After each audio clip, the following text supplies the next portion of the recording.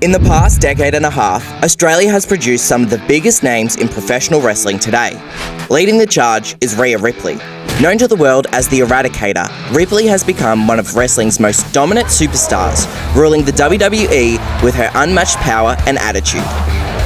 Across the pond in AEW, there's timeless Toni Storm, AEW's most captivating and unconventional character, blending old Hollywood glamour with madness, confidence, and showmanship.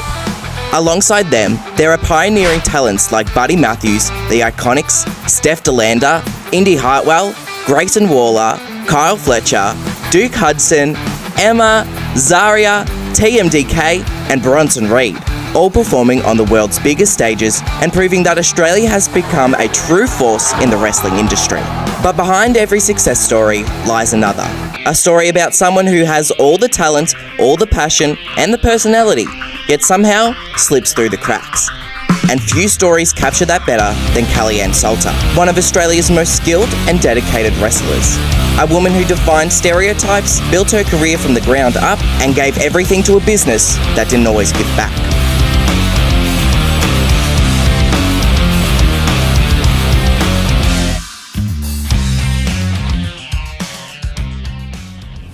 Born in Melbourne on March 22nd of 1993, Kellyanne was raised by her single mother alongside her older brother.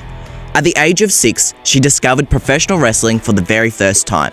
Not through television, but through WWF's video game, SmackDown Know Your Role. Through that game, she found Lita, and that changed everything for her. Lita broke every rule of what female wrestlers were supposed to be at the time. In an era of glamour-focused divas, she stood apart. Fiery red hair, tattoos, cargo pants. Lita wasn't polished or perfect, she was real. And for young Kellyanne, that was everything for her. Without cable television, she would always venture to the local video store, renting out old pay-per-views every single week. The first match she ever saw was Kane and X-Pac versus the Acolytes. And from that moment on, she knew exactly where she wanted to be. At just 13, Kellyanne told her mother she wanted to be a wrestler.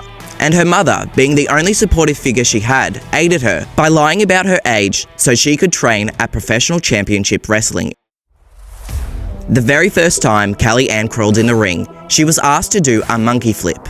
Yeah, not learn the ropes, not take her very first bump, a monkey flip. That was her introduction to training at professional wrestling. From the very beginning, Kellyanne stood out. She didn't fit the mold of the era. She was short, powerful, and proud of it.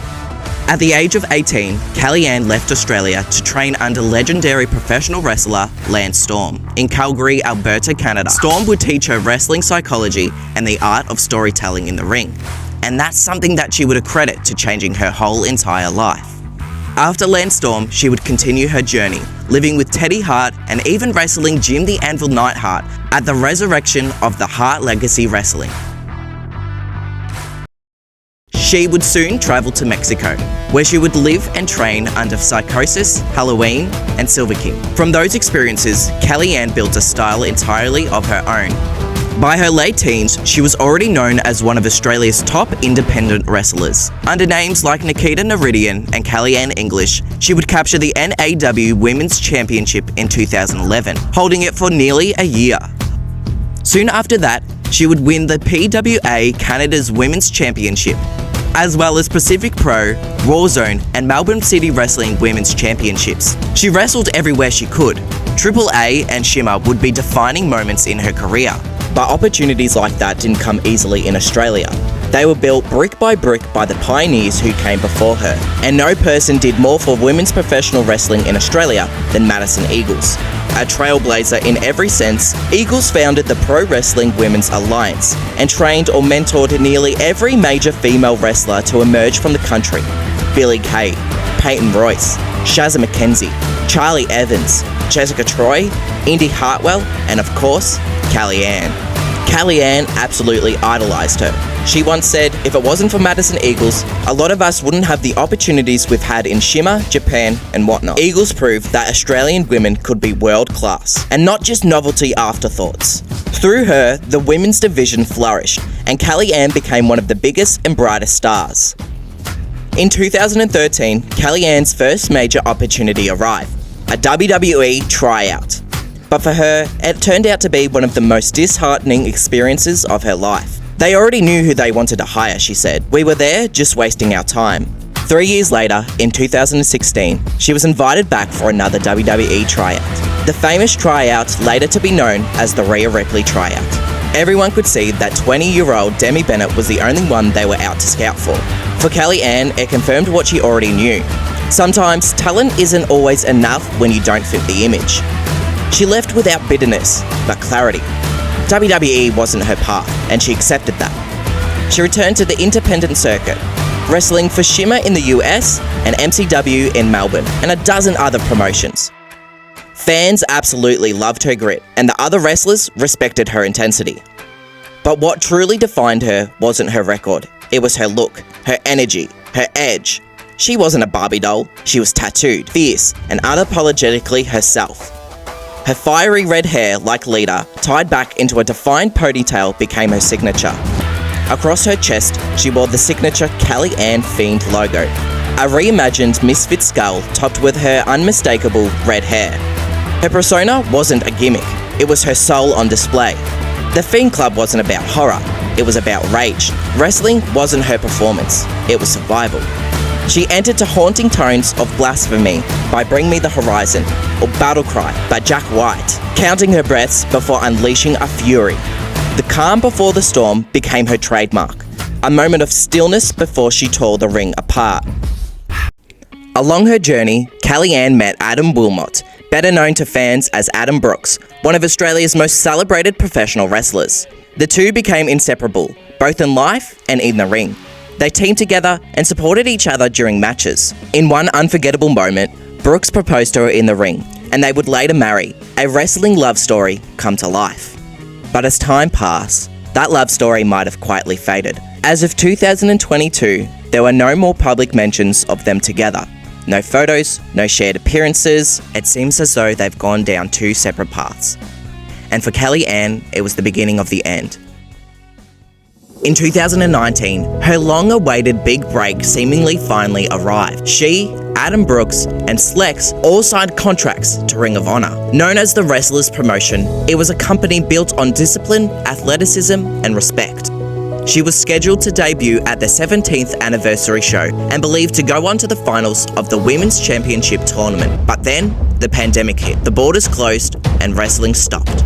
Instead of competing, Kellyanne spent months waiting and allegedly wrote content for ROH without pay. Nearly 2 years later, she received an email. Her visa had fallen through, and her and other signees' contracts were now considered null and void. So now the dream was over before it began.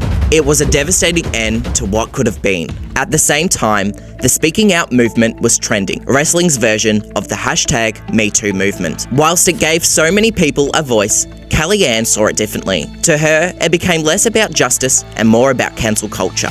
In her final statement, she wrote, "It has taken every bit of my willpower not to out every single amazing person, female and male, that have contradicted themselves throughout the past 2 years since speaking out. I've known you all for 13 years. I know your past and your pre-woke lives. And if you don't understand what I'm trying to get across with this story, let me make it very clear.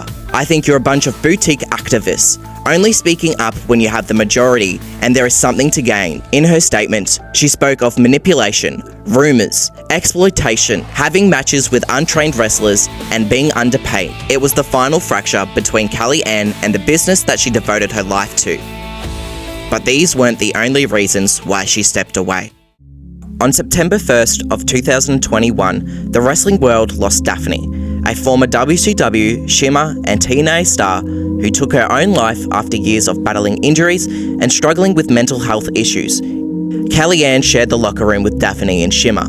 In Daphne's tragedy, Kellyanne saw her own exhaustion reflected back at her. She didn't want to become another casualty to the sport she loved so much, so she decided to walk away. Her farewell was unpolished and unapologetic, a raw confession, not a farewell tour. "I'm free," she wrote. "Wrestling doesn't owe me anything, and I don't own wrestling a long, drawn-out goodbye." She thanked those who truly mattered to her.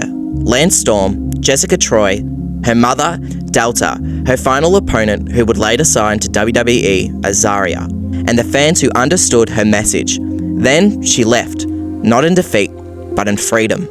Kellyanne may never have wrestled under the bright lights of WWE or AEW, but her legacy is undeniable. She is Australia's best pioneer of authenticity in the industry. She wasn't built for the spotlight. She was simply built to fight. Speaking of idiots, there's some wrestlers backstage that allow you guys to dictate what they do, what they say, how they feel. Not this girl, not me. I dictate what happens in this ring. I will say what I want to say, and